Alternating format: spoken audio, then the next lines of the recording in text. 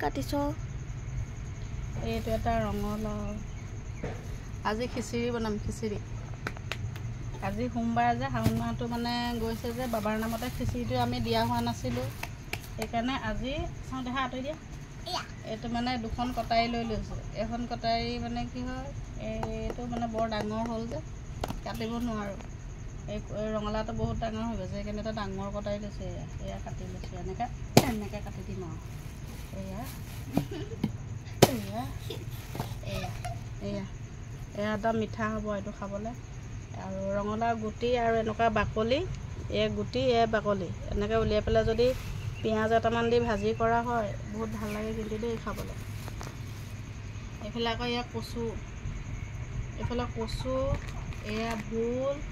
এইফালে ভাতকেৰেলা এয়া অমিতা এইফালে আলু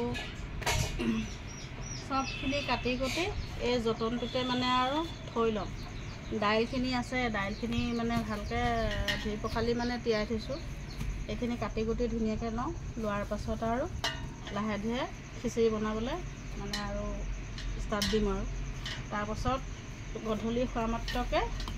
যিমান ল'ৰা ছোৱালী আছে ওচৰৰ পাজৰে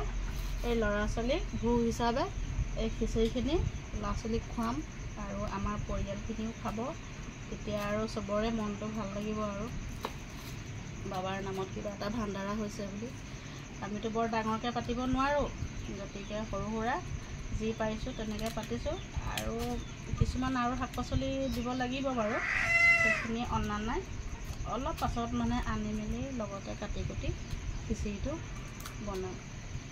আপোনালোকে এনেকৈ খিচিৰি খায় নে নাখায় বাৰু জনাবচোন দেই